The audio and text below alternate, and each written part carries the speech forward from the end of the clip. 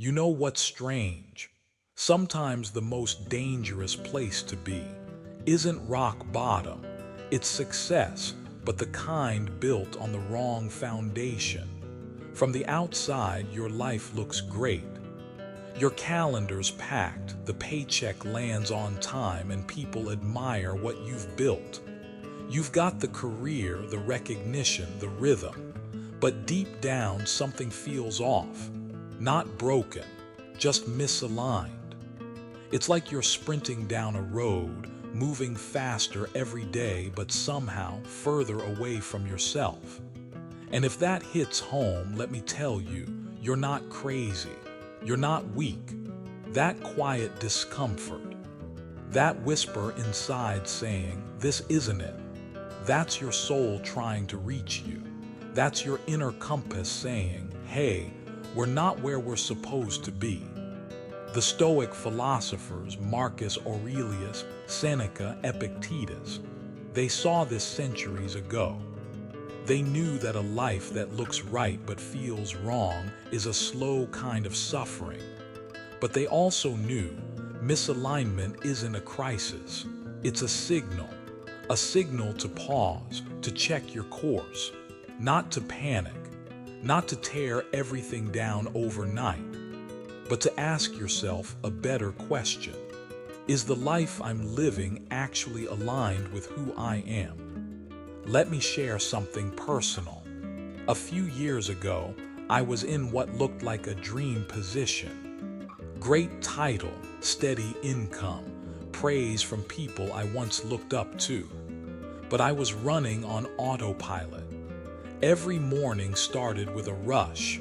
Every evening ended in quiet exhaustion, not from the work, but from pretending. Pretending that all of this still made sense to me. It didn't. And the truth was I knew it didn't, but I was too busy to slow down and listen. Sound familiar? See, in our world today, we've confused motion with meaning. Hustle has become a badge of honor. Productivity is worshipped. But busyness isn't the same as purpose. And success, real success, isn't about how full your calendar is. It's about how aligned your soul is with what you're doing. When that alignment slips, we feel it. We can't always name it, but we feel it. A quiet ache, a hollow space in the middle of a full life. And if you feel that now, I want you to know that feeling is a gift. Because it means you're still listening. You haven't gone numb. You haven't drowned your truth in distractions or expectations. You're awake. And being awake gives you the power to change. So let's get honest, not dramatic, just honest. What part of your life looks good but feels wrong? What have you built out of obligation, not authenticity? What version of success have you inherited that no longer fits who you are becoming? You don't have to quit your job tomorrow or move to the mountains, but you do have to listen. You do have to slow down long enough to hear what your deeper self is saying, beneath the noise, beneath the routine, beneath the applause. Because the greatest tragedy isn't falling behind. It's climbing the wrong mountain fast and realizing too late it was never yours to climb. So today, I invite you to pause, not forever, just long enough to ask, am I aligned with what truly matters to me? Because when you start asking that question not once but consistently, you start shifting. Gently, powerfully, intentionally. You stop running faster and start walking wiser. You begin the return not to the past but to your center, to the version of you that isn't performing but living. And that shift, however small, is how peace begins. Not at the finish line, but in each step that brings you back to yourself. Let me ask you something that might hit close to home. Have you ever had a day where you got a lot done, but still felt empty? Like your to-do list was complete, your inbox was cleared, meetings were handled, and yet, when the noise settled, there was still this strange ache inside. That's the paradox so many of us are living. We're busy, always doing, always producing, always on the move. But we're not fulfilled. It's like we've built our entire lives around motion, but not meaning. You see, in today's culture, being busy is celebrated. People wear it like a badge of honor. I'm slammed. I've got no time. I've been working non-stop. But let me tell you something most people don't want to admit. Being busy doesn't mean your life is on track. It just means it's full. And a full life without direction, that's not progress. That's just noise. Stoic philosopher Seneca said it best over 2,000 years ago. It is not that we have a short time to live, but that we waste much of it. Powerful, right? He was warning us. We don't suffer from lack of time, we suffer from wasting time on the wrong things. On things that look important, feel urgent, but leave us spiritually empty. And it's subtle. It creeps in through the little things. You wake up and dive straight into emails. You bounce from meeting to meeting. You handle errands, manage people, reply to notifications. The day ends, you were productive, technically. But when you sit alone, you realize you weren't present for any of it. You've been maintaining, not creating, reacting, not building, performing, not participating, and you start to feel like a stranger in your own story. I'll be honest, I've been there. I had seasons where my schedule was jam-packed. Every hour was spoken for. My phone didn't stop buzzing, and people would say, "Wow, you're crushing it." But inside, I felt disconnected, not depressed, not burnt out even, just misaligned. Like I was doing a lot, but none of it was building toward anything real. So here's the question we all need to ask ourselves. Backhand index pointing right, are your efforts building something meaningful?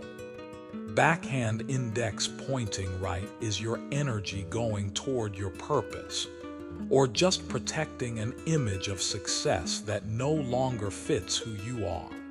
Because here's the hard truth. We've confused being needed with being alive. We've mistaken constant effort for clear direction. We've swapped purpose for productivity, and that trade comes at a cost. The cost is your peace, your clarity, your connection to yourself. But the good news, you can stop. You can pause. You can choose a different pace, one that's not just busy, but aligned. You don't need to abandon all your responsibilities, but you do need to check your compass.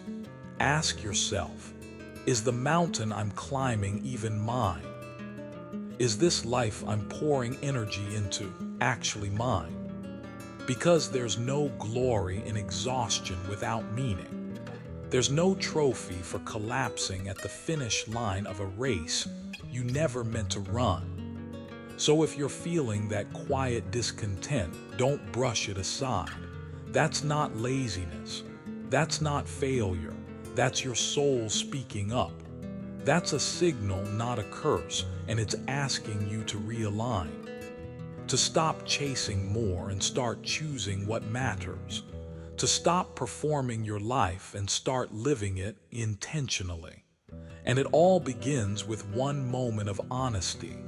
Today. Let me tell you something that most of us don't realize until it's too late. Comfort is not the same as peace.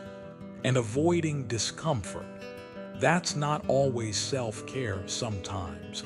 It's self-sabotage dressed up in cozy clothes. We've all done it, right? You say, I just need to protect my peace, so you avoid that hard conversation. You tell yourself, I'm being patient, when really, you're just afraid to act. You call it timing or being wise, but deep down you know it's fear. Fear of conflict, fear of change, fear of hearing something you don't want to face. And I get it. I really do.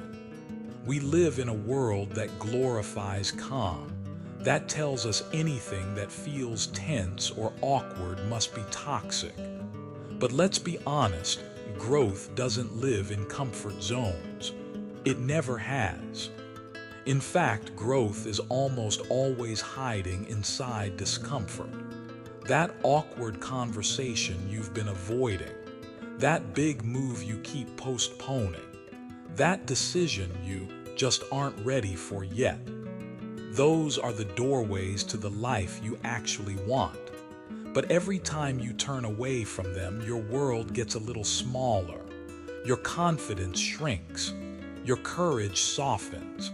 And your dreams, they start to fade, not because you don't want them, but because you're avoiding the pain that comes with earning them. Seneca, one of the great Stoic philosophers, once said, "We suffer more in imagination than in reality." And he was right. That thing you're afraid to say, it's probably not as catastrophic as you think. That step you keep delaying, it's not failure-proof, sure, but it's not impossible. The pain you're avoiding, it's often just fear of the unknown, not the actual threat. Here's the truth no one wants to say out loud. Every time we choose comfort over character, we give up a piece of who we are. Every time we stay quiet instead of speaking our truth.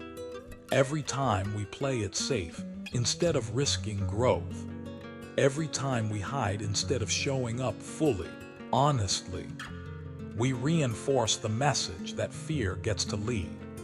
But here's what I've learned. Discomfort is not the enemy. Discomfort is the teacher. It shows you where the real work is. It reveals what matters most. It pushes you to grow, not because it's cruel, but because it's necessary. So where do we begin? We start small. That conversation you've been putting off, have it. But do it with presence. Not to win, not to be right, but to be real. That decision that scares you, make it, even if your voice shakes.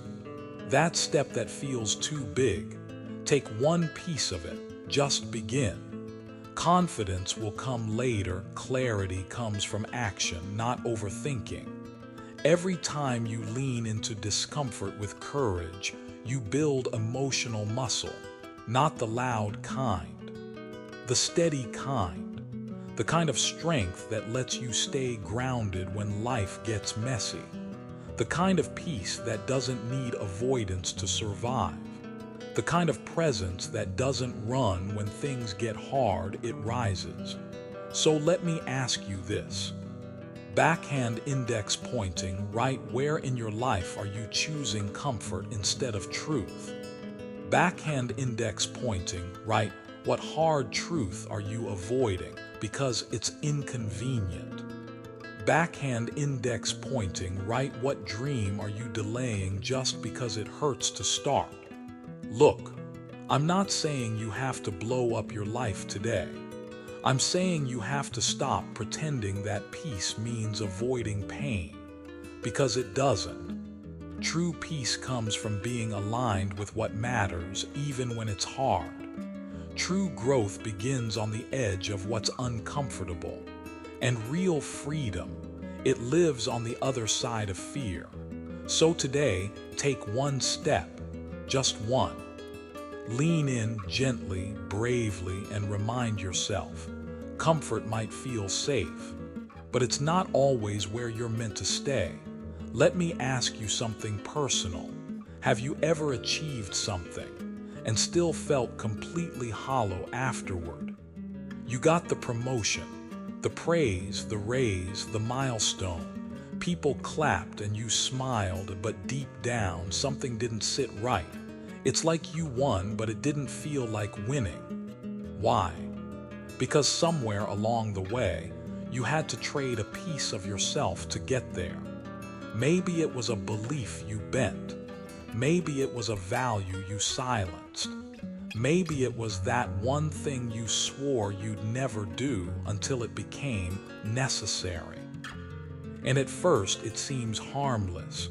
Just one compromise, one small adjustment, one time where you tell yourself, this is just how the game works.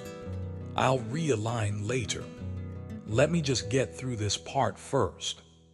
But here's what no one tells you. Every time you betray your values, even just a little, you drift. And with each drift, it gets harder to find your way back. You start justifying what once felt wrong. You tolerate things you once swore you'd walk away from.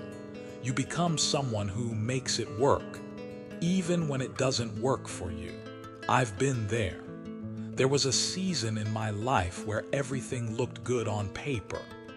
My resume was solid, my reputation strong, my bank account stable. But inside, there was a fracture, a quiet, persistent ache that whispered, this isn't you. But I kept going because people were impressed, because it felt safer to stay on the path I'd already invested in than to admit it wasn't mine anymore. And that's the trap, isn't it? The world rewards results, not integrity. It celebrates what you've achieved, not what it cost you to get there. And sometimes you're praised the loudest when you feel the most misaligned. But the Stoics knew better. They believed virtue is greater than victory. That doing what's right, even if no one notices, is more valuable than winning the wrong way. Because if you win the world but lose your compass, you're not ahead, you're lost. Let me be clear, this isn't about being perfect. It's about being honest. It's about knowing what matters to you and having the courage to protect it, even when shortcuts promise faster rewards. And I get it. The pressure is real. Bills need to be paid. Expectations feel heavy. Opportunities feel rare. But ask yourself, backhand index pointing, right, what's the cost of playing a game that doesn't reflect who you are? Backhand index pointing, right, how long can you keep pretending before the pretending becomes your identity? Backhand index pointing, right, and are the rewards you're chasing actually worth what they're costing your peace? Because the longer you live out of alignment, the more energy it takes to function. You're constantly managing two versions of yourself, the one you show the world and the one quietly questioning it all inside. That tension, it's exhausting. That inner split, it bleeds into everything: your focus, your relationships, your health.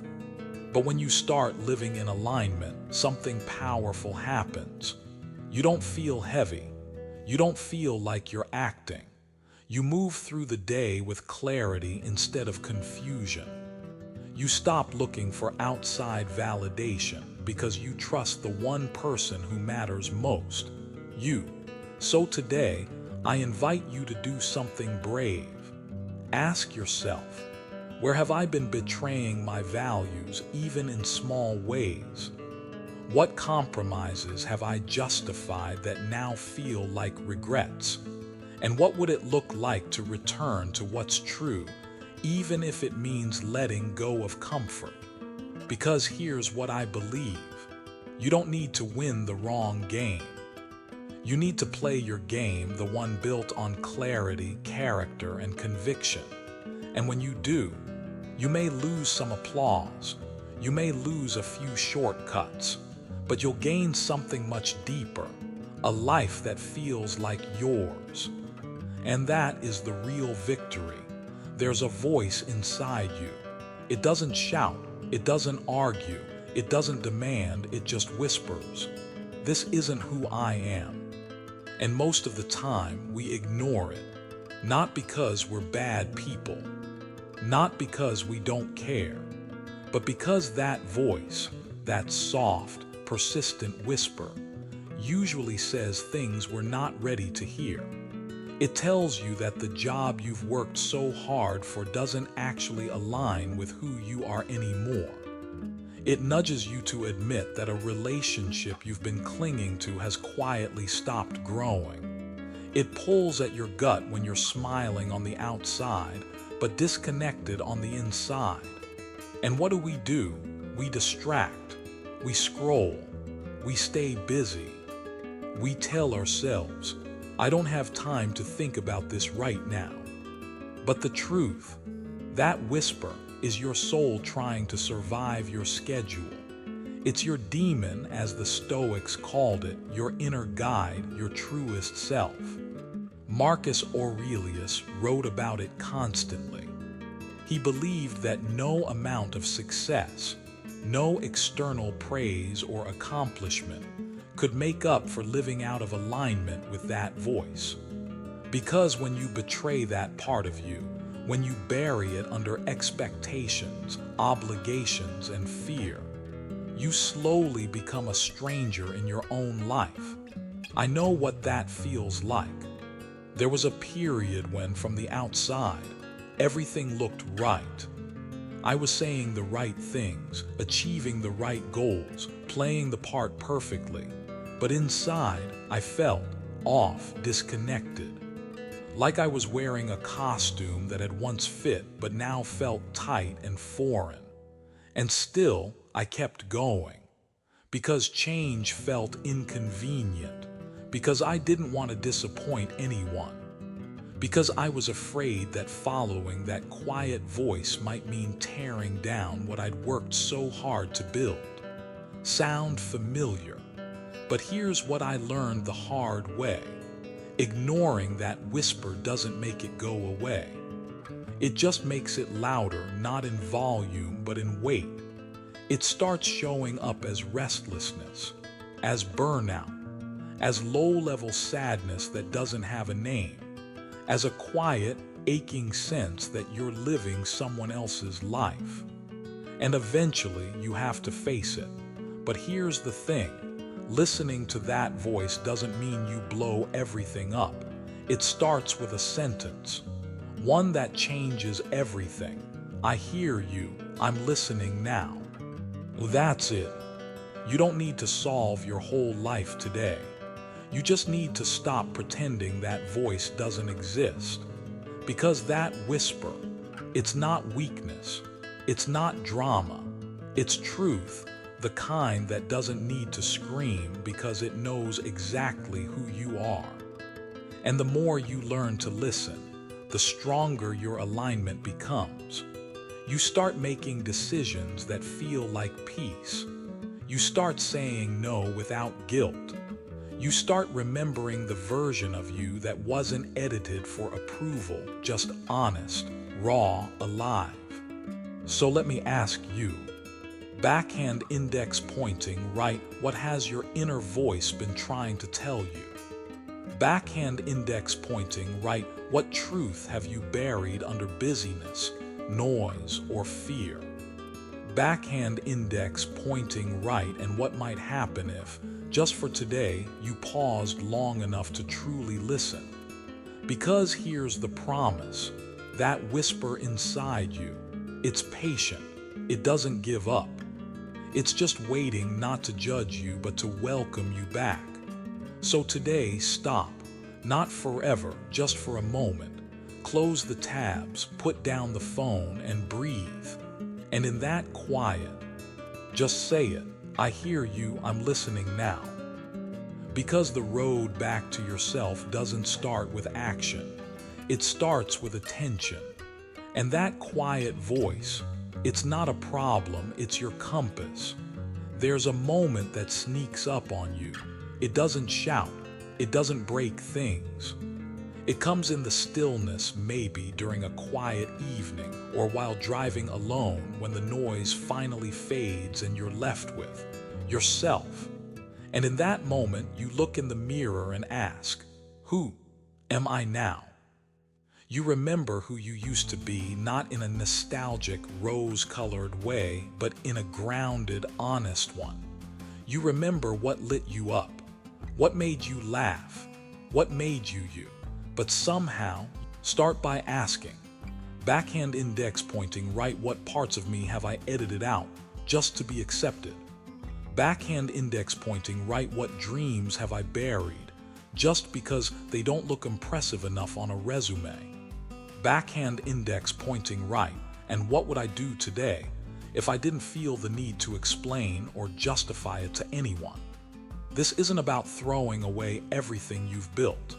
It's about reintegrating, bringing the whole of you back into the room. Because the version of you that danced without overthinking, that spoke up without scripting, that created without checking the algorithm, that version of you wasn't wrong. They were free, and maybe it's time to make room for them again. Because what we really want isn't a perfect life that checks every box. We want a life that feels honest, even if it's a little messy. We want to look in the mirror and know the person staring back at us. So if you've been feeling disconnected from who you used to be, don't brush it off. That feeling is not nostalgia. It's not weakness. It's a reminder. A reminder that you're still in there, that you haven't lost yourself, you've just been out of touch. And the good news, you can come back, not to the past, but to the truest version of you, not because you're broken, but because you're ready to be whole again. Let's talk about something that most people never stop to examine. Who's in your circle? Not just who you talk to, not just who you work with, but who walks with you day in, day out, shaping your thoughts, your energy, your direction. Because here's a truth that stings a little. You don't just become what you do. You become who you spend time with. And sometimes the biggest reason you feel stuck, uninspired, or drained isn't because you're weak. It's because you're surrounded by the wrong energy. You see, energy is contagious. So is fear. So is gossip. So is stagnation. And when you constantly surround yourself with people who mock growth, resist truth, or drain your focus with negativity, your light dims, your ambition softens, and slowly, without even realizing it, you lower yourself to match their level. The Stoic philosopher Seneca warned us clearly: associate with people who are likely to improve you, not because he believed in judgment or elitism, but because he understood something essential.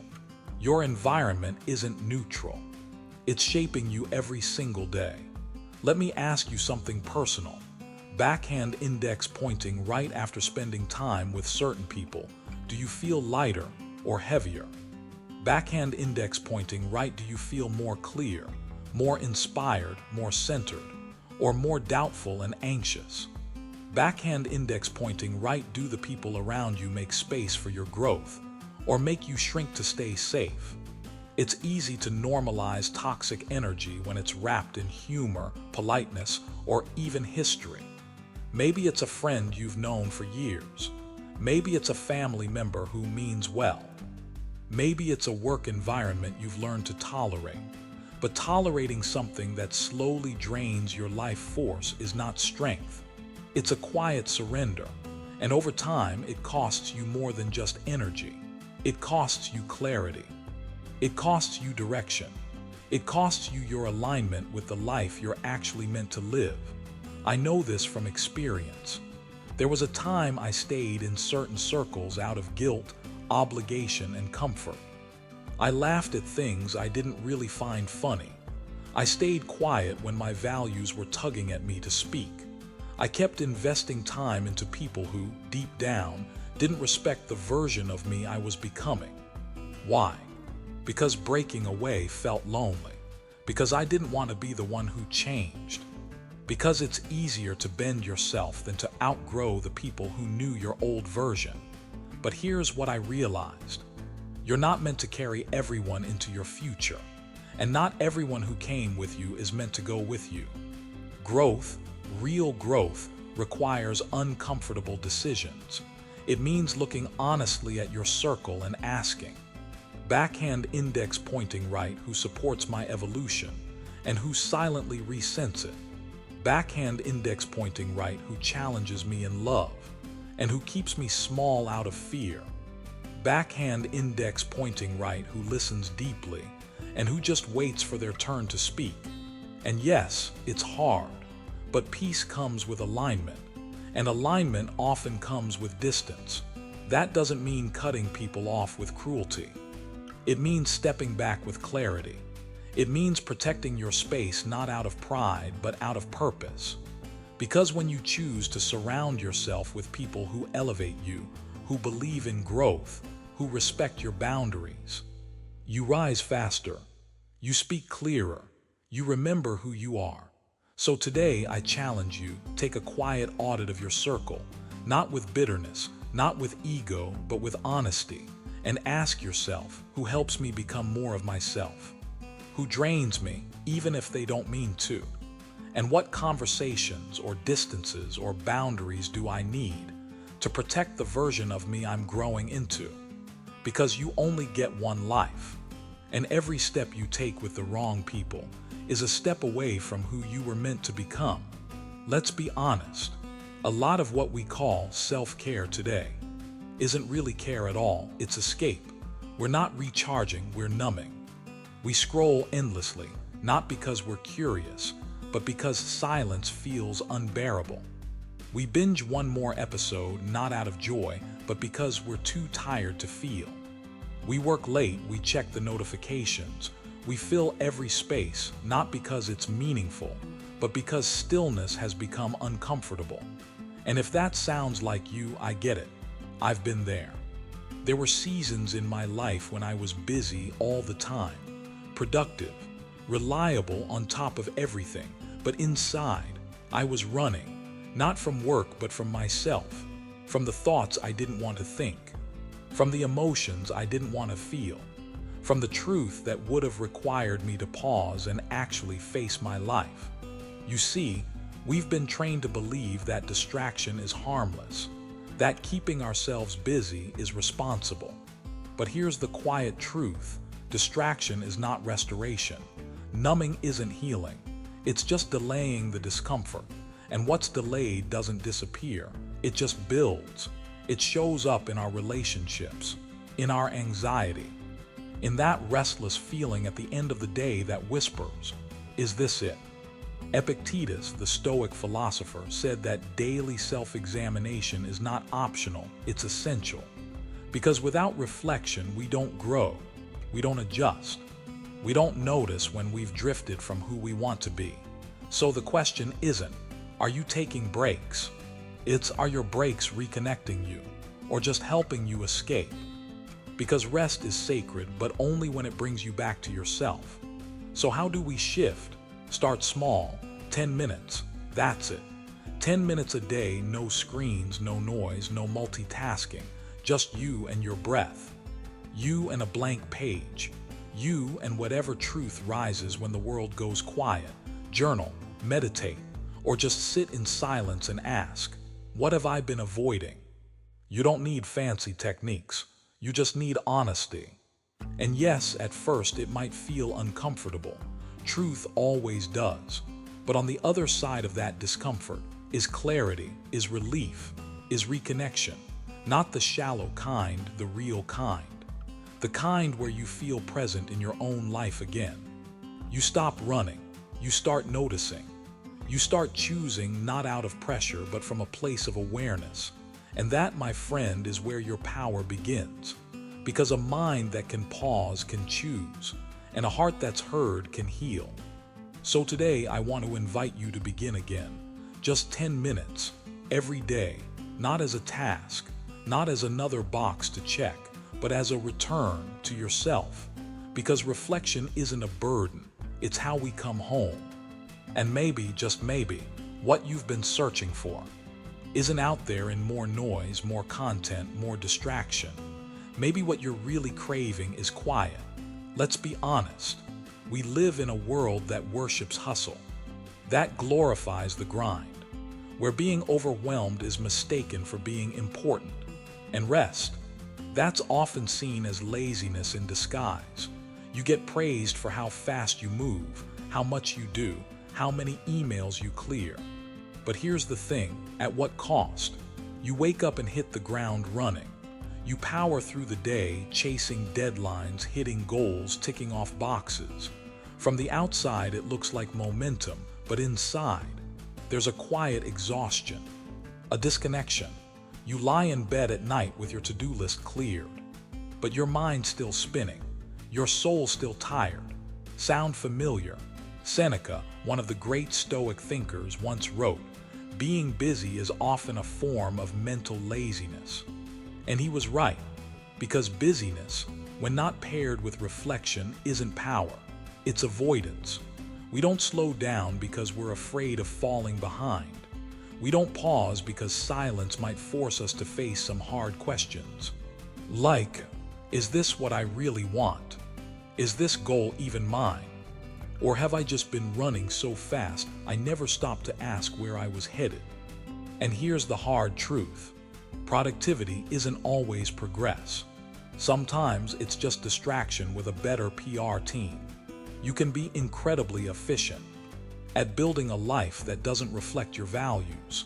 You can hit every target and still miss the point. So what do? We reclaim our time, not to do more but to feel more. We make space in our day, not just for performance, but for presence. 10 quiet minutes before the world wakes up. To breathe, to check in, to ask, what actually matters to me today? Is the thing I'm chasing leading me closer to the life I want, or just keeping me busy? Because peace, it's not the reward you earn after burning out. It's the compass you use to avoid burning out in the first place. Real strength isn't in how much you push. It's in knowing when to pause, to reset, to say, I will not trade my mental clarity for another rushed email. I will not measure my worth by how tired I am at the end of the day.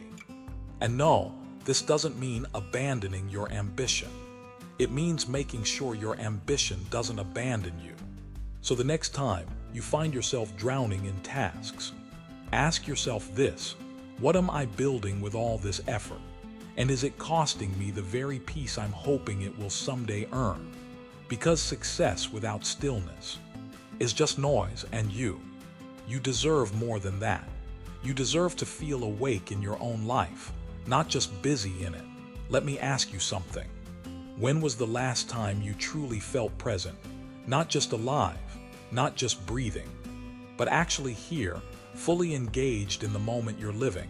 Because for so many of us, life has quietly turned into a checklist. We wake up already thinking of what needs to be done. Meetings, messages, meals. We rush from task to task, from call to call. And in that rush, something quietly slips away: presence. We eat but don't taste. We listen but don't really hear. We achieve goals but never actually arrive. It's like we're always looking ahead to the next thing, the next project, the next milestone, the next version of who we're supposed to be. And before we know it, days blur into weeks, weeks into years. And we wonder why we feel disconnected from our own lives. This isn't just a modern problem. Even thousands of years ago, the Stoics saw it coming. Marcus Aurelius, the great Roman emperor and philosopher, once wrote, "Confine yourself to the present, because that's the only place where life actually happens. The past, it's memory; the future, it's imagination. But the present, that's where choice lives. That's where clarity begins. That's where you are." But I get it. We live in a world that makes presence hard. Every beep, buzz, and scroll pulls us away. We're trained to multitask, to respond fast, to be constantly on. We're so used to being productive that we forget how to just be. But here's the truth. Presence isn't a luxury, it's a skill. And it's one of the most powerful forms of freedom you'll ever reclaim. So how do you start? It's not about moving to a mountain cabin or quitting your job. It's about noticing. Noticing when your mind drifts. Noticing when you're with someone but already thinking of what's next. noticing when you reach a goal but feel absolutely nothing. And in that noticing, you return, even just for a moment. One deep breath, one honest pause, one conversation where you're fully there. No phone, no agenda, just presence. These moments, they matter. Because without presence, even the most beautiful parts of life feel hollow. Love feels distracted. Success feels rushed. And joy, it slips through your fingers like sand. So I'll ask you again, are you living or are you just checking boxes? Because your life is not a task list, it's a story. And the best stories aren't told in speed. They're felt in presence. Take the time, slow down, be where your feet are. Because this moment, right here, it's the only place where real life begins. Let me paint a familiar scene for you. Someone says something that hits a nerve. A message pings with bad news. You get cut off in traffic. Or your kid spills something again. And without thinking, boom, you react. Your tone sharpens. Your chest tightens. Your day spirals. You ever been there? Yeah, me too. But here's something I've learned the hard way. Reacting is instinct. But responding, that's wisdom. See, when we react, we're usually operating from the ego, from fear, from frustration, from that part of us that wants to control, defend, or protect. It's quick, it's emotional, it's automatic. And most of the time, it doesn't serve us. It creates regret, damaged relationships, emotional hangovers. The Stoics knew this. They taught that we don't control what happens, but we do control how we respond. There's a moment, a sacred space, between the thing that triggers us and the action we take next. And in that space lies our power, even just 3 seconds. 3 seconds to breathe, to come back to yourself, to ask, what matters here? Who do I want to be in this moment? And let me be clear, responding doesn't mean being passive. It doesn't mean letting things slide. It means choosing your timing, your tone, and your truth from a place of clarity. Think of the calmest, wisest people you admire. They're not the ones who bark back first. They're the ones who pause, take it in, and then speak with impact. That pause, that's strength. So what if you started practicing that? Not perfectly, just intentionally. Next time something upsets you, do this. One pause. Literally take a deep breath. Feel your feet. Anchor yourself. 2, name it. I feel angry. I feel disrespected. I feel hurt. Naming creates space. 3, ask yourself, if I respond from ego, what happens? If I respond from values, what changes? And then choose. Choose not to let the world dictate who you are in that moment. Choose to lead yourself, because true power, it's not how loud you can be. It's how grounded you can stay when everything around you feels unstable. So today, I invite you to embrace your pause. Protect that space between trigger and action like it's sacred, because it is. In that space, you're not a slave to habit. You're a creator of your character. Reacting is easy, but responding, that's mastery. Let's not pretend you don't know. That ache inside you, whether it's about your job, your relationship, your daily habits, it's not confusion. It's misalignment. Deep down, you already know what needs to change. Maybe you've known for weeks or months, maybe even years. But instead of moving, you're waiting for the right time, for more clarity, for a sign, for permission. But here's the truth that hits hard. Waiting for clarity when you already have it is just another form of fear. And fear wears many disguises. Logic, patience, being responsible. But listen closely. That restlessness you feel, that quiet ache that comes back when you're alone, that's not weakness. That's your wisdom trying to speak. You're not lost. You're just scared of leaving the familiar. And I get it. Change is uncomfortable. It means risking what you know for something uncertain. It means being the one to say, this isn't working. It means starting again, when everyone else thinks you should just be grateful. But let me tell you something.